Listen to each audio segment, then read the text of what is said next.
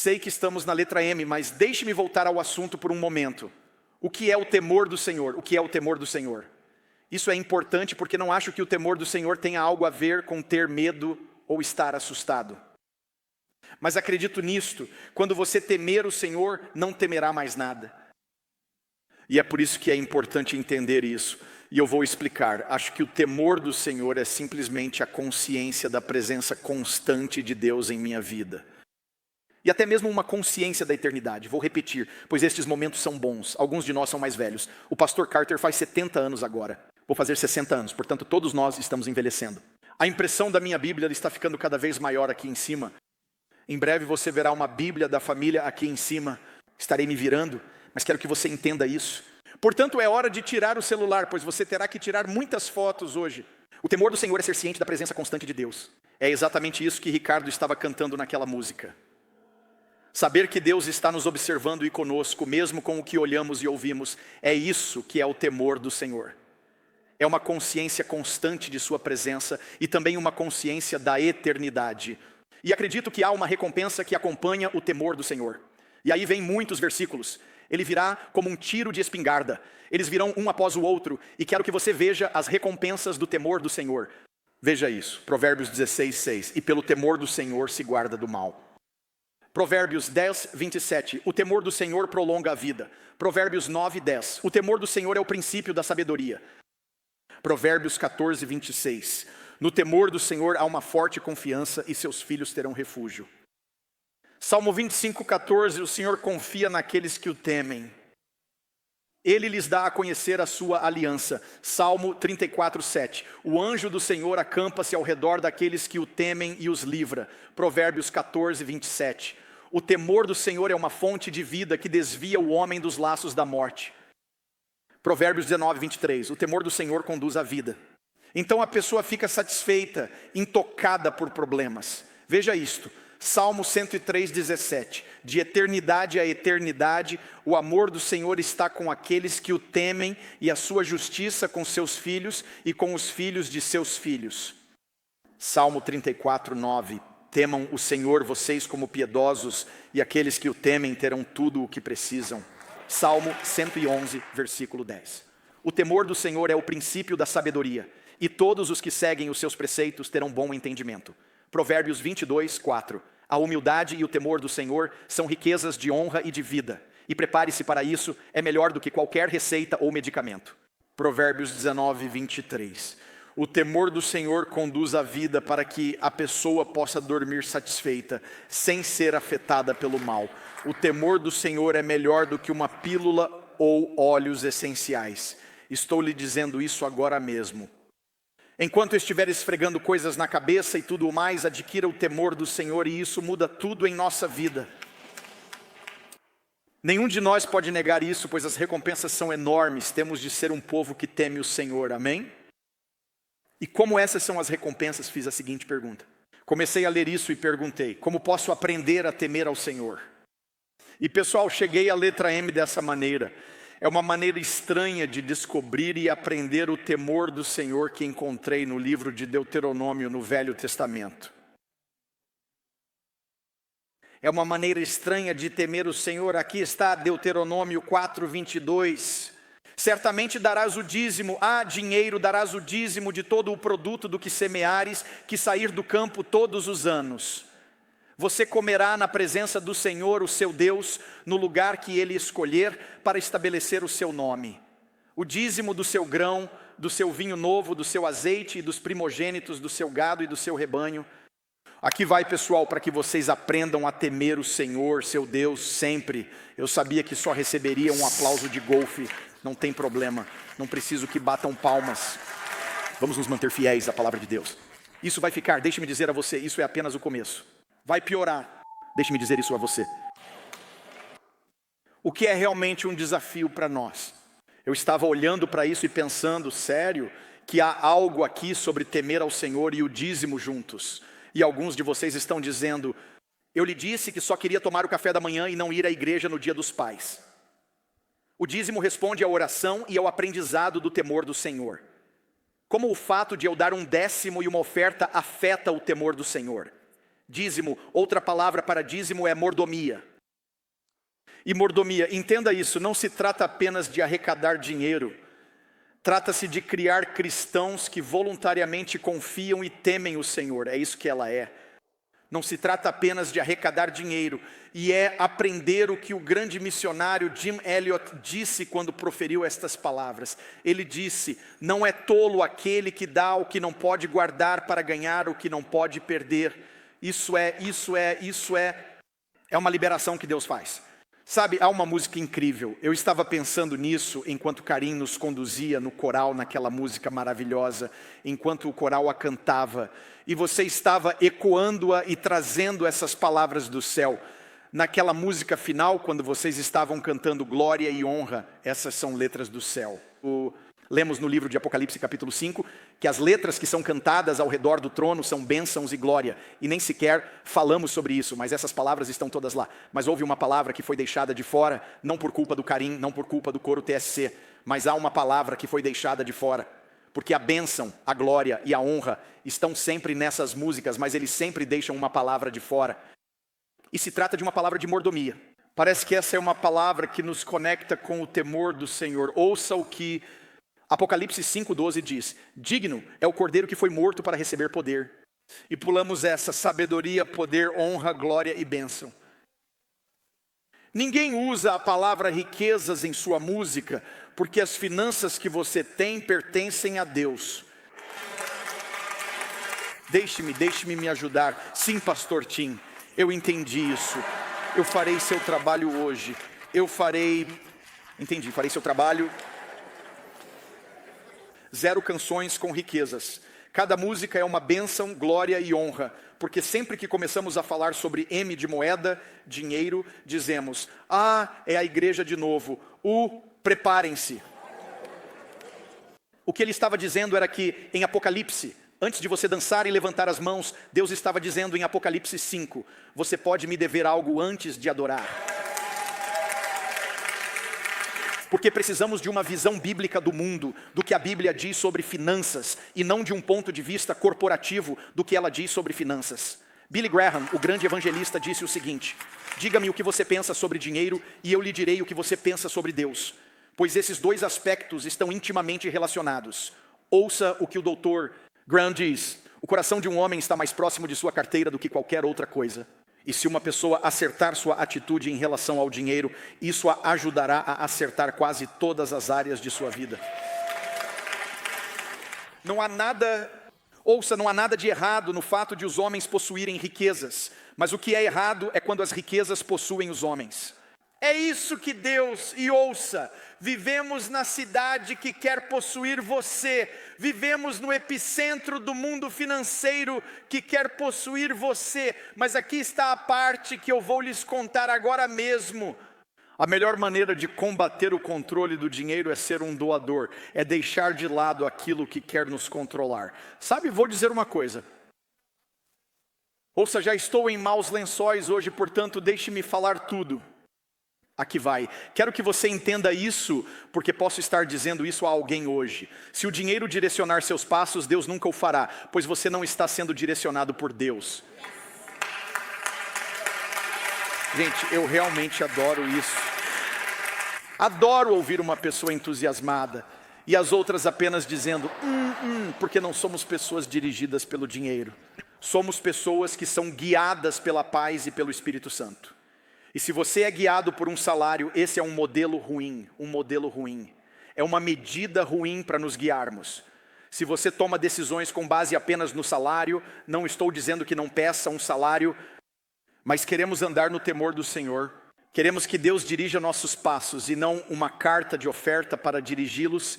1 Timóteo 6,10 diz, porque o amor ao dinheiro é a raiz de todos os males. E algumas pessoas que anseiam por dinheiro se desviaram da verdadeira fé e se atormentaram com muitas dores. Eles disseram, quando o dinheiro dirige seus passos, em vez de ser a voz de Deus, a paz de Deus e a direção do Espírito Santo, podemos facilmente nos encontrar errantes. Adoro é por isso. Eu estava pensando sobre o que Billy Graham disse sobre dinheiro. Li algo em sua biografia que simplesmente dizia isso. Você sabia que nos anos 60... Quando ele estava chegando ao ápice de sua carreira e sendo ouvido como ele era o pastor dos Estados Unidos e tinha acesso a todos esses senadores em Washington, D.C. Você sabia que ele recebeu uma oferta de um bilionário de Dallas? Milhões, acho que foram 6 na época, 6 milhões de dólares para concorrer contra a LBJ para presidente. E dizia que ele levou 6 segundos para dizer, absolutamente não. Eu fui chamado, porque ele não foi guiado pelas finanças, ele foi guiado pela fé. O Espírito Santo o estava guiando. Toda vez que recebo uma nova Bíblia, posso ver, você pode ver isso aqui. Toda vez que recebo uma Bíblia nova, antes mesmo de lê-la, coloco na própria capa, na folha de rosto da capa, um poema de 500 anos. Ele foi escrito por um prisioneiro, escrito por um condenado. Em todas as Bíblias que leio, a primeira coisa que faço é sublinhar João 3,16. Alguns tentam colocar seu nome nela. Eu coloco o poema do condenado de 500 anos atrás. Vou ler para vocês o poema que coloquei em minha Bíblia. É o seguinte: havia um homem que chamavam de louco. Quanto mais ele dava, mais ele tinha. Portanto, foi escrito por um prisioneiro. Foi escrito por um condenado. Há 500 anos, o nome desse prisioneiro era John Bunyan, que escreveu O Progresso do Peregrino. Era isso. Coloquei isso lá para me lembrar de não me apegar às coisas com tanta força, mas para dizer, Deus, tudo isso pertence a você de qualquer maneira, tudo pertence a Ele, e é exatamente isso que quanto mais Ele dava, mais Ele tinha. Nem mesmo parece fazer sentido, é como uma contradição, mas aprendi ao longo da minha vida que a melhor maneira de combater o controle do dinheiro não é obter mais, mas dar mais. Martinho Lutero, o grande reformador, disse, há 3 conversões necessárias para cada homem. 1, a cabeça, 2, o coração e 3, o bolso. Ele diz, e geralmente a terceira é a mais difícil. É por isso que quando o jovem pastor Timóteo, e é aqui que as pessoas, eu entendo pessoal, tomaram um tópico como esse e o utilizei para manipulação. E é por isso que hoje você verá mais versículos bíblicos para que possamos ter uma visão bíblica do mundo. Mas quando o apóstolo Paulo estava escrevendo para o jovem pastor Timóteo, ele disse, Timóteo, não quero que você evite pregar sobre isso. E de fato foi isso o que Paulo disse. Ele disse, na verdade, quero que você ensine sobre isso, mesmo para pessoas que estão bem financeiramente. Ouça o que ele diz. Ele diz, Timóteo, ensine os que são ricos neste mundo a não serem orgulhosos e a não confiarem em seu dinheiro. Veja isso que é tão pouco confiável. Sua confiança deveria estar em quem? Em Deus, que nos dá ricamente tudo o que precisamos para nosso prazer. Diga a eles que usem seu dinheiro para fazer o bem. Eles devem ser ricos em boas obras e generosos com os necessitados, estando sempre prontos a compartilhar com os outros. Versículo 19. Ao fazerem isso, estarão armazenando seu tesouro como um bom alicerce para o futuro, para que possam experimentar, aleluia, a verdadeira vida. Isso é o que ele estava dizendo. É isso que ele diz, preciso que você pregue. Portanto, quero compartilhar nos próximos momentos como as janelas do céu começam a se abrir. As janelas do céu começam a se abrir, o temor do Senhor se derrama. Muitas coisas que você verá estão relacionadas a algo que parece nos manter em cativeiro, porque há 2 documentos que revelam muito sobre nós. Aqui vai. Sua agenda e sua conta bancária. Essas 2 coisas revelam muito sobre nós. Elas revelam nossos 2 preciosos recursos, tempo e dinheiro. E precisamos ter uma visão bíblica do mundo sobre essas coisas. E hoje não quero lidar com o calendário. Quero lidar com o talão de cheques. E eu disse talão de cheques. E estou lhe dizendo, acho que ninguém preenche um cheque hoje em dia. Todo mundo é tipo isso e isso. E hoje em dia tudo está facilmente online. O que é perigoso hoje em dia, deixe-me dizer assim, é que quando você olha para as estatísticas que estão ocorrendo na igreja, o que é assustador é que os membros da igreja estão mudando. Aqui está, de mordomos a consumidores. Deixe-me dizer isso novamente. O perigo é que estamos mudando de mordomos para consumidores. Isso significa que queremos que a igreja nos dê amigos. Queremos que a igreja se case conosco, nos dê ajuda financeira, nos leve para o céu, nos ajude quando o nosso casamento estiver bagunçado, nos dê aconselhamento, nos dê boa música, nos dê boa adoração, conserte nossos adolescentes. Queremos que eles façam todo o resto, mas acabamos nos apropriando e nunca nos tornando mordomos daquilo que Deus nos confiou. E é por isso que isso é tão importante para nós. E o que é incrível é que quando nos apegamos ao que Deus dá, quando você dá, janelas do céu começam a se abrir. E assim nós temos. Porque o que acabamos fazendo é gastar o dinheiro em tudo o mais, em vez de doá-lo à causa de Cristo. Ou, como disse uma pessoa, o problema é que muitas pessoas estão gastando dinheiro que ainda não ganharam em coisas que não precisam para impressionar pessoas de quem nem sequer gostam. E você simplesmente pensa, cara, vamos resolver isso a partir de uma visão bíblica do mundo. Agora, se ficarem bravos comigo, e alguns de vocês já estão furiosos, tudo bem. Isso não me incomoda. Estou falando sério. Eu superei isso na letra B. Então, eu não estou nem aí. Deixe-me dizer isso para você assim. Quando fui ao médico, há alguns anos, havia algo com meu joelho. Ele começou a cutucar e pressionar vários lugares. E era isso que ele me dizia quando estava bisbilhotando. Ele dizia, isso dói? Que tal aqui? Que tal aqui? E então ele tocou e empurrou algo no joelho e eu disse, sim, bem aqui. E então ele disse, é melhor fazermos mais testes porque não é para doer lá. Então quando eu começo a empurrar algumas coisas e você diz, é melhor fazermos mais alguns testes para ver o que está acontecendo nessa situação. Porque se você estiver chateado, e se já estiver, alguns de vocês estão pensando, tipo, como posso dizer à minha esposa que é hora de ir embora? E não me sinto bem ou estou com dor de cabeça porque acabei de pressionar algo que as pessoas estão dizendo, está doendo aqui. E se doer, então vamos consertar. Então vamos consertá-lo e vamos fazer alguns testes sobre isso. Para ver o que ele quer fazer, um pastor disse o seguinte, o pregador não é um chefe de cozinha, ele é um garçom. Deus não quer que vocês façam a refeição, pregadores. Ele só quer que você o entregue à mesa sem bagunçar. Só isso. Vocês entenderam? Não depende de mim, mas sim do que diz isso. Meu trabalho é ser um garçom e não ser eu não invento o que isso diz. Ficamos atentos ao que a palavra de Deus tem a nos dizer hoje. Muito bem, alguns fatos do Novo Testamento. Aqui vão eles. 16 das 38 parábolas que Jesus contou diziam respeito a como lidar com dinheiro e posses. Nos evangelhos, 1 em cada 10 versículos, 288 no total, trata diretamente do assunto de dinheiro. A Bíblia oferece 500 versículos sobre oração, menos de 500 versículos sobre fé, mas mais de 2.000 versículos sobre dinheiro. Por que não falaríamos sobre isso? Por que não falaríamos sobre isso? Veja, porque há limitações. Aqui está a diferença entre a visão bíblica do mundo e a visão corporativa do que estou falando. Aqui está. O dinheiro pode lhe comprar uma cama sleep number, mas não pode lhe comprar o sono ou bom descanso. O dinheiro pode lhe dar uma casa, não em Nova York, talvez em outro lugar fora daqui, mas não pode lhe dar um lar. Ele pode comprar remédios, mas não pode lhe dar saúde nem bem-estar. Ele pode comprar diversões e entretenimento, mas não pode lhe dar alegria. O dinheiro pode lhe comprar um crucifixo, mas não pode lhe dar um salvador.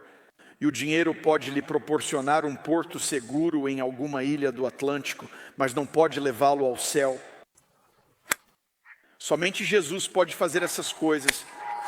Portanto, vamos abrir as janelas do céu para que isso aconteça. Portanto, vamos nos certificar de que não estamos nos apegando a algo. Ouça, que não pode ser entregue. Ele não pode entregar para você. Portanto, permita-me ser seu médico hoje, apenas para empurrar essa carteira. Deixe-me dar um empurrãozinho aqui. A Bíblia não se esquiva do dinheiro e nós também não deveríamos. Meu pai era filho de um imigrante da Itália.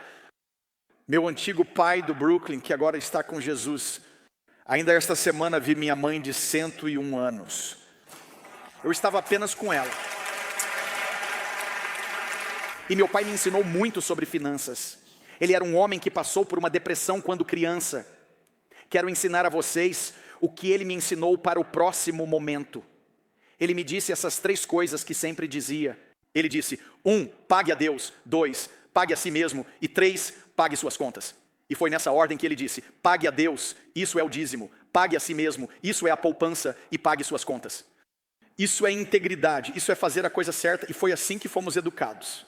A primeira coisa que você faz e eu observava aquele pai italiano do Brooklyn, todos os domingos, sacar um talão de cheques e preencher o cheque do dízimo. Eu o via cuidando de nós, pagando as contas, colocando dinheiro na poupança e pagando as contas. E alguns de vocês estão olhando para isso e pensando, tudo bem, como você pode nos ajudar? Porque cada uma dessas palavras diz pagar, mas eu preciso. Então como podemos fazer isso?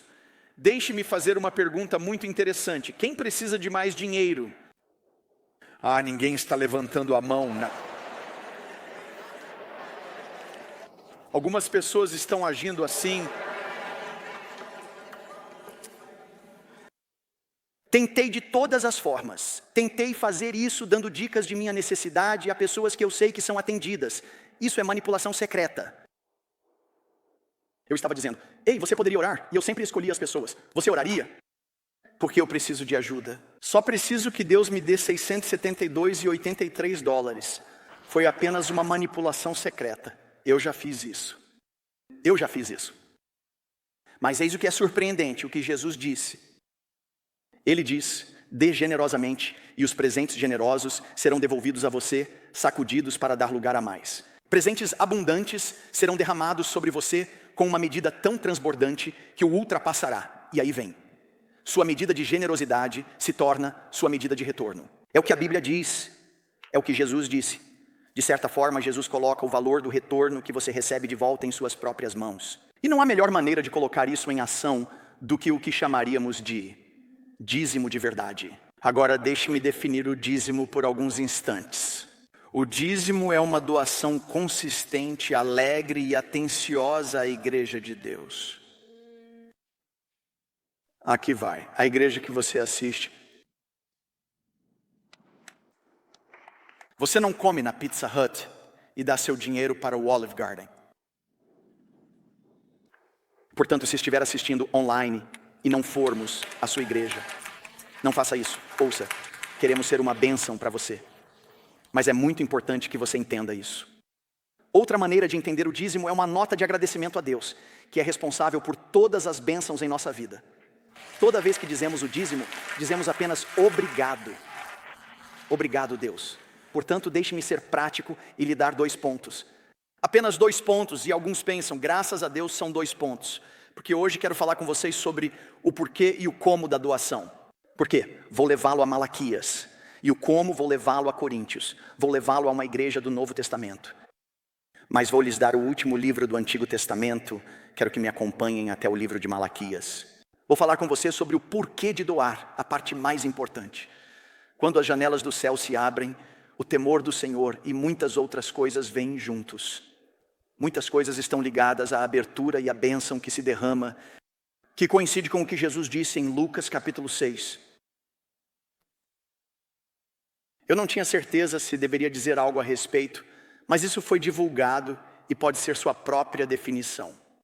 Muitas pessoas ficaram chocadas esta semana quando uma igreja em Spencer, Massachusetts, pegou fogo.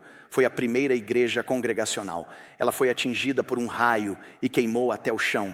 Uma semana depois o pastor disse, a Bíblia tem contradições. A Bíblia não é ditada por Deus e Deus é uma mulher. Então foi dito isso. Tudo o que eu sei é isso, relâmpagos e tudo o mais. Deixe-me apenas dizer isso. Não se pode zombar de Deus. Não se pode zombar dele. Você não pode zombar de Deus. E o que é ainda maior do que isso é o que Malaquias diz. E você não pode, aí vem, roubar Deus.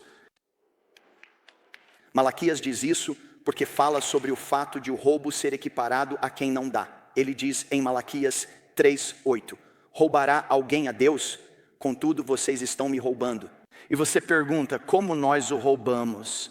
E Deus responde, às vezes você não quer que Deus responda. E desta vez ele o faz e diz, nos dízimos e nas ofertas. Já tive, ouçam pessoal, antes de ler o próximo versículo, já tive minha casa, já fui assaltado em minha casa, já fui assaltado em meu carro, nossa igreja foi assaltada. E eu olho para todos os anos, há um sentimento de ser violado quando isso acontece. Algo acontece quando você é roubado. Tive tudo, exceto ser. quero dizer, perdi tantos bens diferentes. Lembro-me de alguém arrombando. Eu tinha um Toyota Corolla antigo e um cara arrombou esse carro. Deixei algo no assento. Eles arrombaram a porta e roubaram minha Bíblia e todos os sermões de pregação. Muitos deles da igreja de Times Square foram roubados. E eu disse, bem, talvez seja um ladrão do Coríntios. Então pensei comigo mesmo, deixe Deus fazer alguma coisa. Ele pegou a Bíblia que eu amava e os sermões que eu estava ouvindo. Mas senti que, apesar de ele ter levado minha Bíblia, minhas fitas de pregação e a música do Coríntios, fiquei muito chateado e pensei, cara, estou me sentindo violado. Eu me senti tão violado. O que Deus sente quando é roubado? O versículo 9 diz, vocês são amaldiçoados com uma maldição, pois estão me roubando toda a nação de vocês. E então Deus dá isso. Ele implora a eles no versículo 10, tragam todos os dízimos para o depósito, para que haja alimento em minha casa. E agora ponham-me à prova nisto, diz o Senhor dos Exércitos. E veja, aí vem, se eu não abrir para você as janelas do céu e derramar uma bênção até acabar, pois isso soa como Jesus nesse ponto aqui, ele diz, ainda não terminei. Não apenas a bênção vem, mas eu me envolverei até mesmo na guerra espiritual. Então lerei, repreenda o devorador por você, para que ele não destrua o fruto da terra, nem a sua videira. E o campo lançará as suas uvas, diz o Senhor dos Exércitos. Ele diz que as janelas do céu se abrem. E então ele diz, e eu me envolvo com a guerra espiritual em sua vida. Ele diz que você não precisa nem mesmo repreender o devorador. Eu cuidarei disso para você quando der um passo de fé. Deus diz que o dízimo abre as janelas do céu para derramar uma bênção. E tudo o que eu pensava era o seguinte, então o que a falta do dízimo faz? Estou apenas dizendo, se ele diz, o dízimo abre o céu, e permitam-me fazer uma pausa aqui, porque posso sentir alguns de seus olhos em cima de mim. Então, deixe-me dizer isso. É incrível, quando converso com pessoas que ficam chateadas com isso, sempre pergunto a elas, bem, vou lhe dizer uma coisa, compare, então me diga que se Jesus diz que é mais, você é mais abençoado por dar do que por receber. Então diga-me como isso funciona para você. Fale-me sobre sua doação, sua ação de doação. E isso é incrível. Nenhum deles o faz. Eu disse que posso lhe mostrar meus registros do que Deus fez em minha vida. O que acabo de lhe dizer não passa de um milagre. Estou ficando chateado. Então vou me aprofundar aqui. O que acontece é o seguinte. Ele diz, se você permitir que eu abra as janelas do céu, enviarei o temor do Senhor, que cuidará. Você sabe o que ele diz? Se você começar a honrar isso, sabe o que o próximo capítulo diz? Quando nossos anciãos estavam orando na sala dos fundos, um deles falou sobre isso, especialmente no dia dos pais. Pais, ouçam-me com atenção. No último versículo do Antigo Testamento, Deus diz, há uma bênção que quero dar aos pais e a seus filhos. Quero reunir pais e filhos e reconciliá-los novamente, uma restauração. Acredito que isso faz parte de um céu aberto. Acredito que isso faz parte de uma janela aberta, que Deus a abre e diz, pessoal, estou apenas lhes dizendo isso. Se posso abrir a janela do céu simplesmente começando a fazer o que Deus me pediu para fazer, por que eu iria me opor a isso e sentar aqui e lutar contra isso? Eu quero tudo o que Deus tem. Deus começa a fazer. E aqui está. Por causa de nossa relutância em dar dinheiro, Deus diz, ponha-me à prova nisso.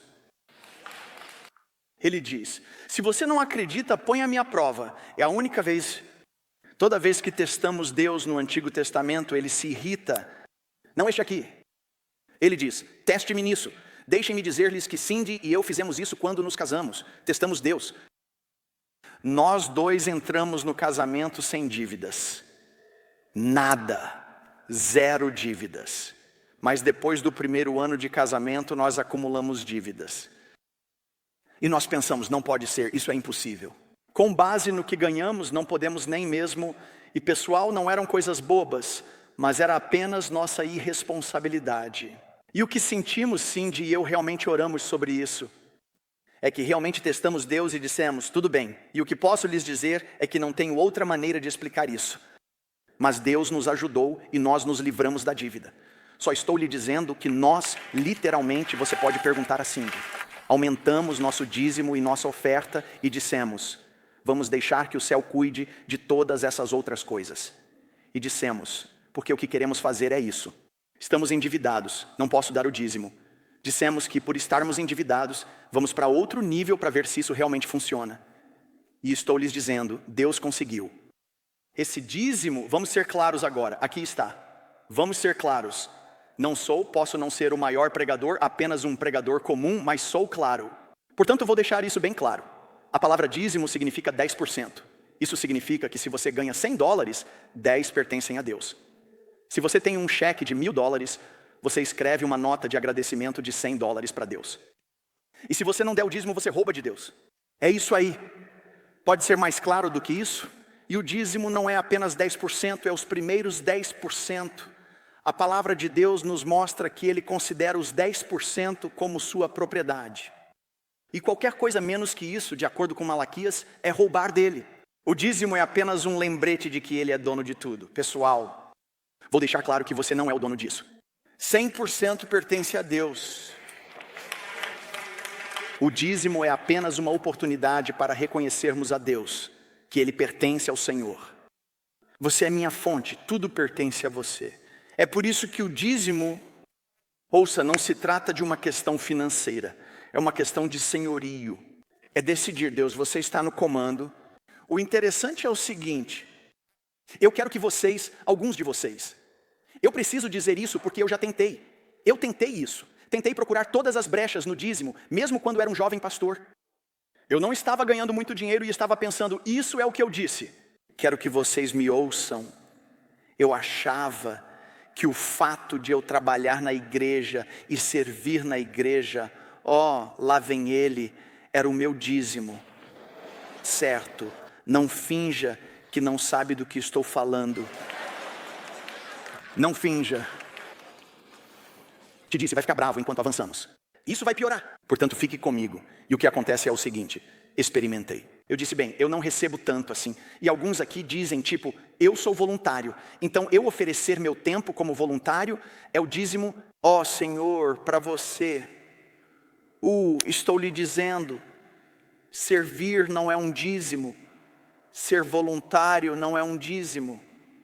Cantar não é um dízimo. Tocar não é um dízimo. O coral, não um dízimo. A tecnologia, os porteiros. Você não está entregando seu dízimo. Deixe-me lhe dizer que não é isso que a Bíblia diz. Porque assim como Malaquias associa o roubo àqueles que não dão, Salomão associa dar com honrar a Deus. Ouça o que ele diz. Honrai ao Senhor com as vossas riquezas e com o primeiro de todos os vossos produtos. O dízimo é honrar o Senhor. O que é honra? Honra é. Isso é definido como valorizar de forma tangível e valorizar com alegria o caráter de uma pessoa. É tangível. Você não dá o dízimo no espírito.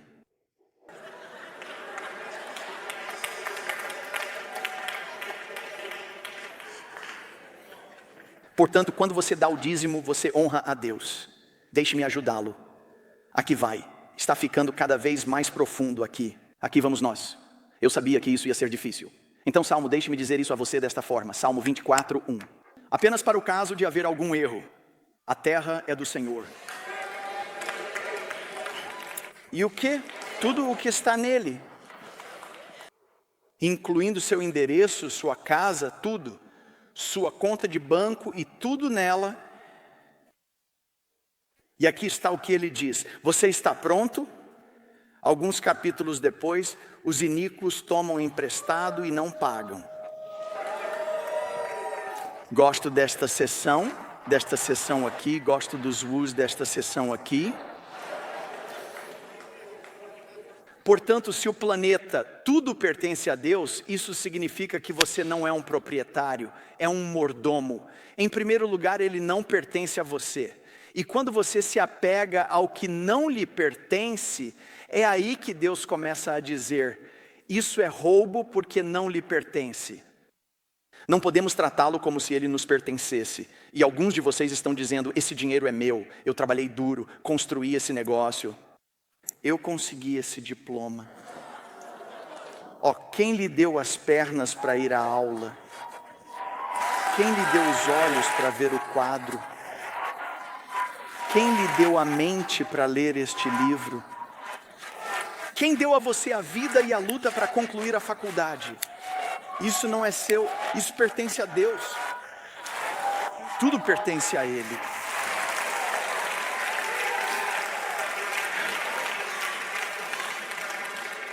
O dízimo não é um ato de generosidade, é um ato de obediência, é honrar a Deus.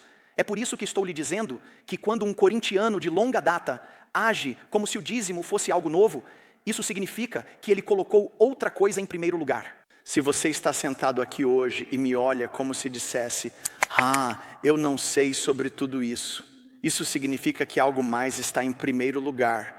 Alguma outra coisa está atrapalhando, porque Deus tem o cuidado de dizer em 3:10 o dízimo inteiro, a maior parte da gorjeta, poucos dízima. Eles levam mais tempo com a conta de um restaurante do que com os dízimos. E descobri que quando as pessoas não estão pagando o dízimo, é bem provável que estejam enganando Deus em outras áreas de suas vidas. Quando colocamos nosso dízimo na oferta, não estamos dando ao Senhor algo que Ele não tem. Estamos tirando nossas mãos daquilo que já pertence a Ele. É isso que está acontecendo. É tudo o que estamos fazendo. E finalmente o ponto número 2, e alguns de vocês estão dizendo, graças a Deus.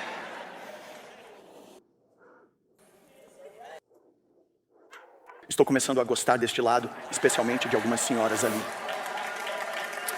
O segundo é o como doar. Trata-se de 1 Coríntios 16 e 2 Coríntios 9. É com isso que terminaremos. Permitam-me fazer uma breve observação antes de ler para vocês. 1 Coríntios 16. Isso é muito bom. Quando o Novo Testamento foi escrito, não havia capítulos ou versículos escritos. Era uma carta. Quando você está escrevendo um e-mail ou uma carta, não está colocando o primeiro verso, a primeira frase. Você não faz nada disso. Isso significa que quando lemos a Bíblia, às vezes pensamos assim, o final de um capítulo é o final de um período de tempo, de uma semana ou de um ano. Pode haver 15 anos entre um capítulo e outro. E assim, mas é uma carta corrente, especialmente no Novo Testamento, quando você lê o Novo Testamento. Portanto, quero ler uma passagem das Escrituras e vou deixá-la fluir de um capítulo para o outro. E foi assim que ela foi escrita, não com versículos. Não foi. Não é chegar ao final de um capítulo, fazer uma pausa e partir para um novo pensamento. Ele está conectado entre si. 1 Coríntios, vamos começar com o capítulo 15. Versículo 51. Eis que lhes digo um mistério. Nem todos dormiremos, mas todos seremos. Certo, mantenha isso aí. Dê uma olhada nisso. Tenho que fazer uma pausa aqui e depois vou ler tudo. Eu adoro isso. Tive um amigo que colocou essa escritura no berçário da igreja. Não dormiremos, mas seremos transformados. É um ótimo versículo para aqueles que precisam de um bom versículo para colocar na parede. Ok, isso foi de graça. Então, vou começar de novo. Eis que lhes digo que um mistério. Nem todos dormirão, mas todos serão transformados. Agora, lembrem-se de que vou ler neste primeiro, capítulo 16. Em um momento, em um piscar de olhos, a última trombeta, a trombeta soará, os mortos ressuscitarão imperecíveis, e todos nós seremos transformados. Aleluia. Para isso, o perecível deve se revestir do imperecível. Esse mortal se revestirá de imortalidade. Quando o que é perecível se revestir do que é imperecível, e o que é mortal se revestir da imortalidade, então se cumprirá o ditado, a morte foi tragada na vitória. Ó morte, onde está a sua vitória? Morte, onde está o seu aguilhão? O aguilhão da morte é o pecado. O poder do pecado é a lei. E ela vem, mas graças a Deus que nos dá a vitória por meio de nosso Senhor Jesus Cristo. Portanto, meus amados irmãos, sede firmes e inabaláveis, sempre abundantes na obra do Senhor, sabendo que o vosso trabalho não é vão no Senhor. Agora, quanto à coleta.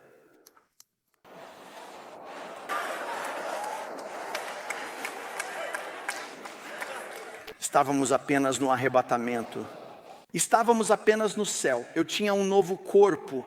E você vai falar sobre fogo. Que tipo de igreja é essa? É uma igreja do Novo Testamento. Posso tirá-lo da segunda vinda e colocá-lo diretamente na oferta. Foi o que o apóstolo Paulo disse. Está entendendo? Ele deixou de ser você. Eu sei que alguns de vocês estão dizendo, eu não sabia que isso estava aí. Ele foi direto do arrebatamento da segunda vinda para agora com relação à coleta. Assim como orientei as igrejas da Galácia, assim também faço com vocês no primeiro dia de cada semana. Cada um de vocês deve separar e guardar conforme a sua prosperidade, para que não sejam feitas coletas quando eu vier. O apóstolo Paulo estava dizendo que dar é tão importante quanto a segunda vinda. Amém. Eu tenho entendi, você...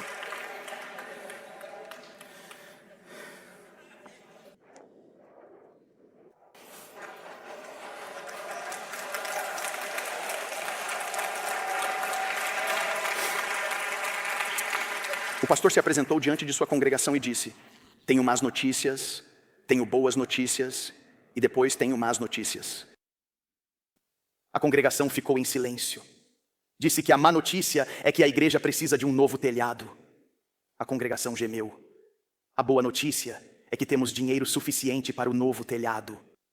De repente, eles começaram a bater palmas. Mas a má notícia é que ele ainda está em seus bolsos.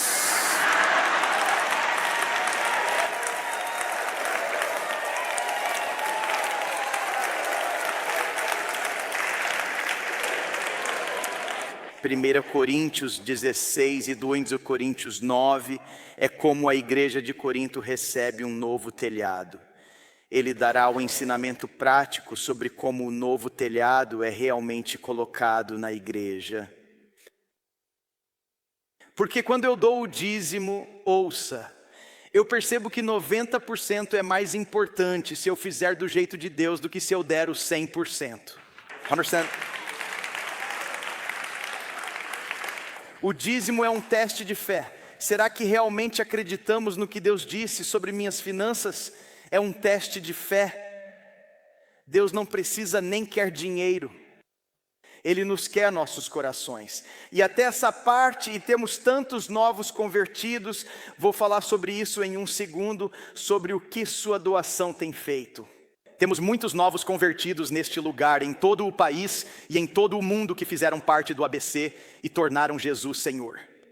E essa é uma área em que Ele precisa se tornar Senhor. Em 2 Coríntios 9 e 1 Coríntios 6, Ele nos instrui que há 4 maneiras de fazer isso. Prepare-se, vou lhe dar as instruções rapidamente. Ele diz que isso deve ser feito de forma consistente. É o primeiro dia da semana. 1 Coríntios 16, 2. E o que ele estava dizendo é que quando você recebe o pagamento, o dízimo vem daí. Quando devo dar o dízimo? Toda vez que você for pago. Já estamos fazendo todo o processo quando o PushPay chegar, obrigado por aqui. Isso é estranho porque normalmente você recebe um amém ou aleluia.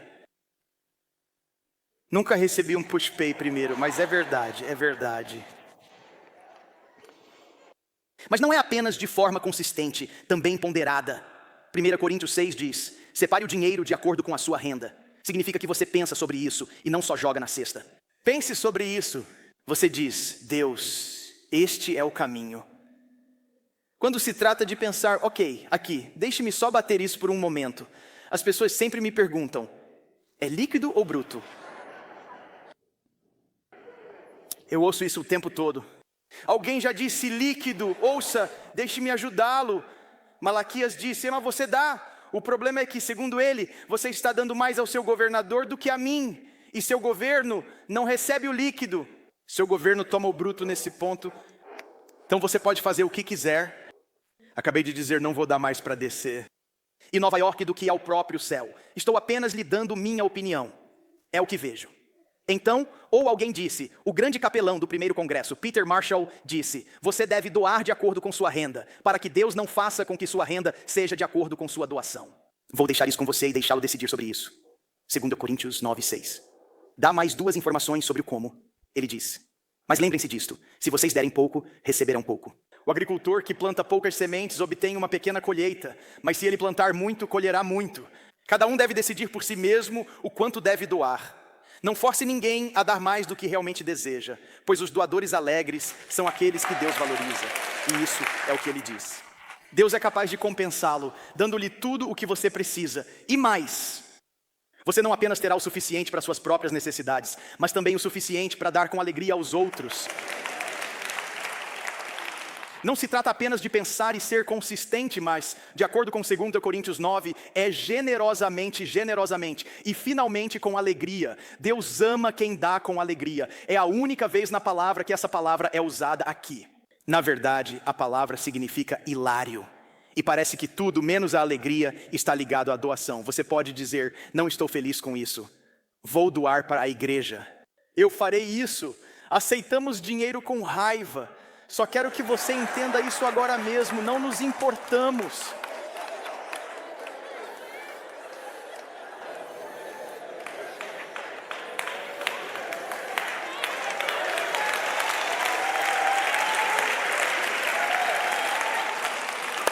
De forma generosa, cuidadosa e consistente.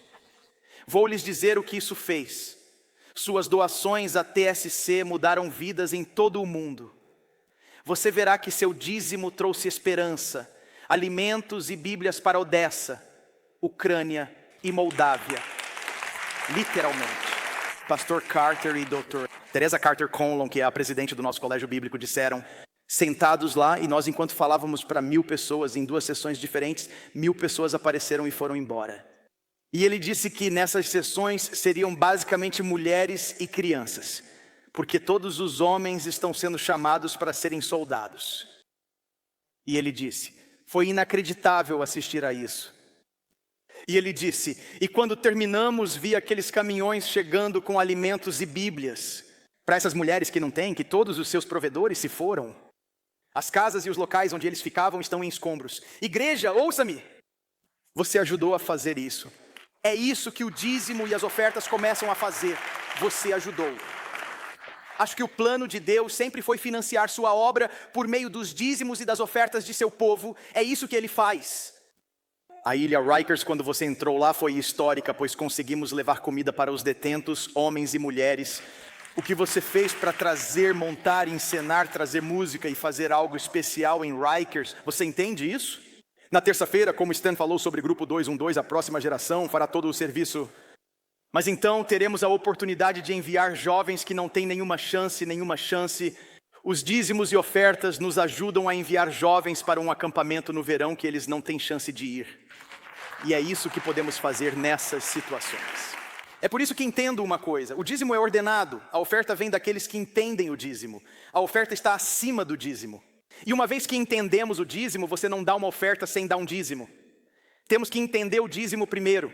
O dízimo não é a linha de chegada, é a linha de partida. Por isso sempre fazemos a pergunta, você já começou? Quando você dava ofertas, quando dava para o Vision Fund, não era dízimo, era oferta. Deixe-me dizer o que isso fez. Ela já lançou a reunião de oração de Yale, quando quase 1000 pessoas compareceram à Universidade de Yale para orar e começar uma história. E pessoal, vou lhes dizer uma coisa. Já estamos, e não consigo nem mencionar os nomes que ouvi do Pastor Carter e de outros, que outras escolas da Ivy League estão começando a se abrir e estão pedindo uma reunião de oração. E com o Vision Fund podemos fazer isso e organizar uma reunião de oração nos campi que estão lá. Está entendendo? Pegamos esse fundo de visão e enviamos $500 milhão para a Summit para treinar a próxima geração para viajar pelo mundo e todos esses alunos. Já começamos. Tenho que lhe dizer isso. Iniciamos o lançamento do TSC em espanhol, chinês e árabe na primeira semana de julho. Ontem estávamos discutindo o lançamento do TSC, mesmo em hebraico, e preparando-o para o próximo ano, quando nos prepararmos para ir à nação de Israel. Pessoal, vocês ajudam a lançar o TSC chinês por meio do Vision Fund. Ouvi a história de um de nossos membros que conheceu uma pessoa da China que não tinha igreja. E ela disse, foi com grande alegria que me lembrei. Temos uma estação chinesa no YouTube. Consegui enviar-lhe os links para que ela começasse a se conectar novamente com a palavra. Agora, pessoal, vocês entendem uma coisa. Tudo isso se deve aos dízimos e às ofertas.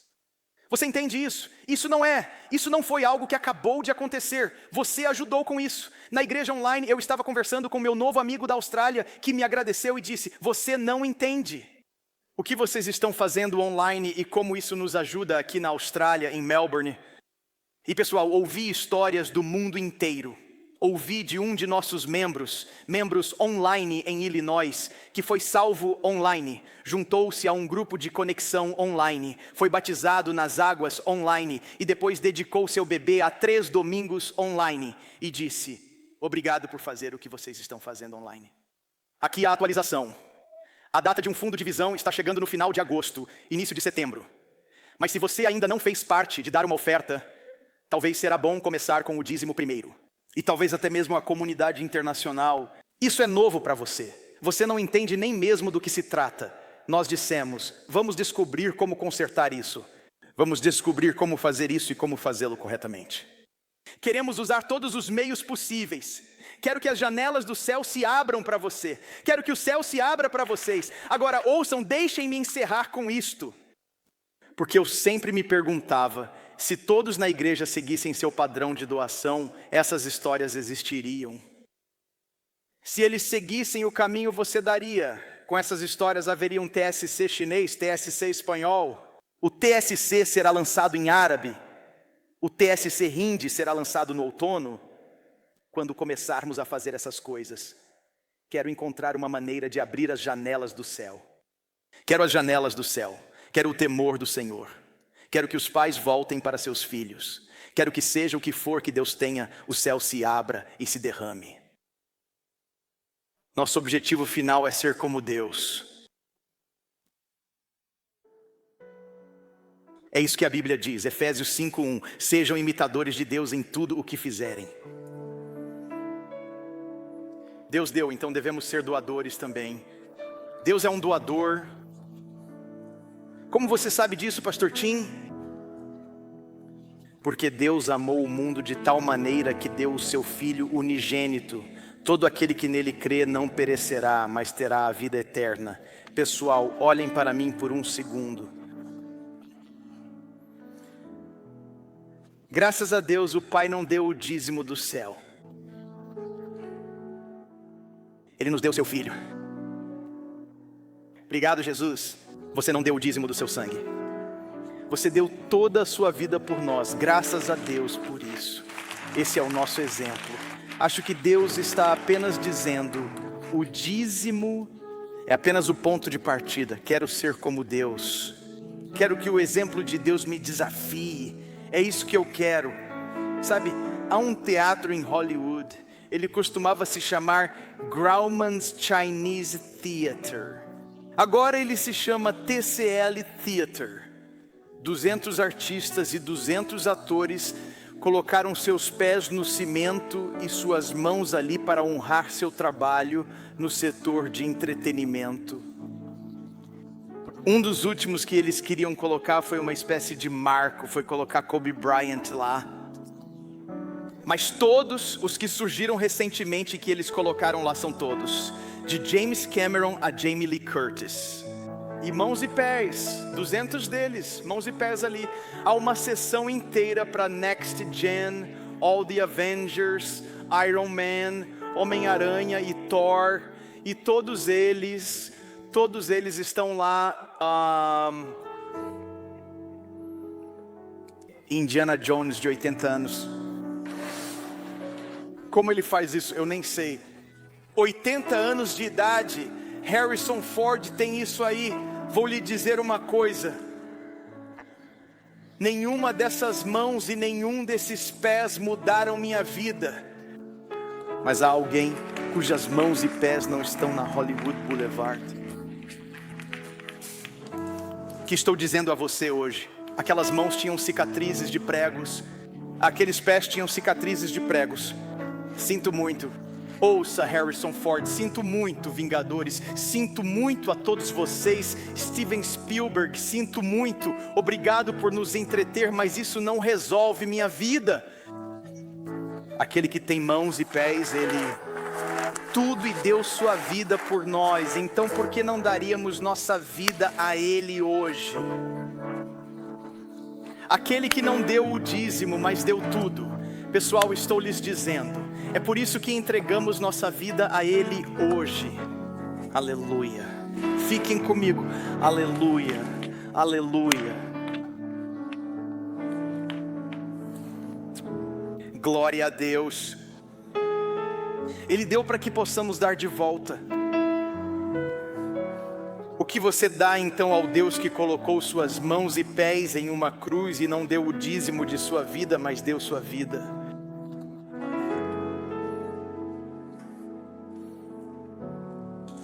O que você faz? Aqui está o que você deve fazer. A primeira coisa que você faz é entregar sua vida a Ele. É isso que você faz, você entrega sua vida a Ele. Assim que começa. Pessoal, não estávamos querendo surpreendê-los. Não estávamos aqui para dizer, tudo bem, agora vamos receber uma oferta. Isso é manipulação. Nós nunca fazemos isso. Agora deixamos a palavra de Deus trabalhar dentro de você. A pergunta mais importante que alguém pode lhe fazer é: se Deus desse a vida por você, você daria a sua vida a Ele? Essa é a pergunta mais importante. Essa é a pergunta mais importante para quem está assistindo de Burkina Faso e Madagascar. Essa é a pergunta mais importante. Esses estão assistindo da Polônia e da Noruega. É a pergunta mais importante a ser feita a vocês que estão assistindo de Trinidade, Barbados, de Myanmar, da África do Sul e do Quênia. Essa é a pergunta mais importante que pode ser feita. Você nasceu de novo? Essa é a frase que Jesus diz que é usada ao entregarmos nossa vida a Ele. Entregamos nossa vida a Ele. Vamos lá, pessoal. Já demos tanto dinheiro para aquelas mãos e pés na Hollywood Boulevard. Assisti a todos os filmes da Marvel e mal posso esperar até que o próximo seja lançado. E eu vou ver o Flash, o Batman e tudo mais. Vamos lá. Demos tanto dinheiro para essas coisas e essas mãos e pés não fizeram nada por você. Eles não o curaram, não o salvaram, consertaram sua casa, não mudaram. Pessoal, ouçam, não sou contra essas mãos, não estou zangado com essas mãos e pés, mas não vamos honrar essas mãos e pés mais do que honramos as mãos e pés que nos libertaram hoje. Vamos lá, vamos lá, vamos parar com as bobagens. Essas são as que mudaram nossa vida, é esse! Meu Deus, conhecemos todas as linhas de tudo o que se refere a essas mãos e pés, mas ainda assim, quando começamos a falar sobre o que as mãos e os pés do Salvador nos dizem, de repente nos afastamos. Essas são as únicas mãos e pés que quero ter em minha vida. Quero essas mãos marcadas por pregos. Eu quero esses pés com cicatrizes de pregos. Ok, temos que fazer isso rápido. Ouça, já estamos com o tempo contado, mas isso é o que fazemos na igreja de Times Square. Se você está aqui hoje, se está assistindo online, coloque dinheiro de lado. Se você está aqui hoje e nunca nasceu de novo, o que isso significa? Assim como você teve um primeiro nascimento físico, você nunca teve um nascimento espiritual. Quando você olha para isso e pensa, é dinheiro? Não, isso não é dinheiro. É que estamos querendo ser obedientes a Deus. Mas o que acontece? Se você nunca aprendeu o que é ter um bom pai, envolva-o com seus braços. Não me importa se você trabalha em Wall Street ou se mora em uma casa subsidiada pelo governo. Não me importa se você está aqui como atleta, embaixadora ou atriz, ou se está aqui como mãe solteira. No dia das mães, eu sou a mãe, e no dia dos pais, eu sou o pai. Ouça, não podemos ter sucesso na vida sem Jesus, e não conseguiremos sobreviver à vida sem Jesus. Então, aqui vai. As mãos e os pés agora estendem a mão para você e dizem: eu lhe dei a minha vida, entregue sua vida a mim. Ninguém pode ver o reino dos céus a menos que nasça de novo. E isso pode acontecer hoje. Você pode nascer de novo. Sua vida pode ser mudada de dentro para fora. Uma vida totalmente nova pode começar hoje. Deus vai com você. Como acontece, pastor Tim? É tão simples como o ABC. Admitir que sou um pecador, que estou quebrado por dentro, que não posso me consertar com nenhuma promessa, nenhuma receita, nenhum programa, que não posso me consertar. Como acontece? Crer. Crer que Deus enviou seu Filho há 2000 anos para morrer na cruz, a morte que eu deveria morrer, viver a vida que eu não poderia viver e me dar a recompensa que eu não merecia. C. Confessá-lo como Senhor, dizendo: você está no comando da minha vida. O Senhor não veio há 2000 anos para me levar à igreja. O Senhor veio há 2000 anos para me levar ao céu, e isso pode acontecer agora mesmo. Você pode manter a cabeça erguida, os olhos abertos, observando online. Quero fazer uma oração de renascimento que inicie uma jornada com Deus hoje. Se você está neste lugar, talvez seja um pai, digo a você que esse é o maior presente que pode dar à sua família. Você pode ser um filho e o maior presente que você pode dar a seu pai hoje é dar-lhes uma nova vida em Jesus. Se você disser, pastor Tim, eu quero fazer parte dessa oração, quero começar uma jornada com Deus, eu não tenho tudo pronto e você não precisa ter. Começa com o perdão e então Deus o faz. Não concordo com o do dinheiro. Bom, você não precisa, torne-se um cristão e deixe Deus agir. Não preciso me preocupar, eu não estou, você não precisa. A Bíblia diz crer, não diz dízimo, diz crer. Entenda isso. Você não precisa dar ofertas ou dinheiro para vir a Cristo. Você vem a Cristo por meio da crença.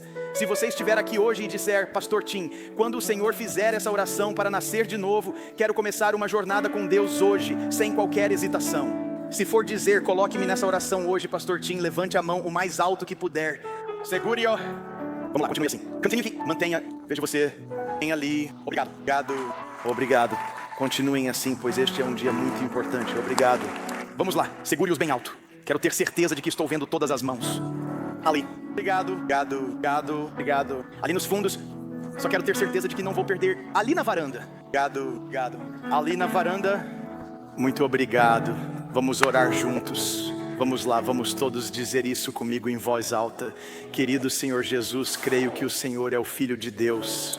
Creio que na cruz o Senhor levou o meu pecado, minha vergonha, minha culpa e morreu por isso. O Senhor enfrentou o inferno por mim para que eu não tivesse que ir. O Senhor ressuscitou dos mortos para me dar um lugar no céu, um propósito na terra e um relacionamento com seu Pai. Hoje, Senhor Jesus, eu me afasto do meu pecado para nascer de novo. Deus é meu Pai, Jesus é o meu Salvador. O Espírito Santo é meu ajudante. A Bíblia é meu guia e o céu é o meu lar. Em nome de Jesus, e todos disseram amém.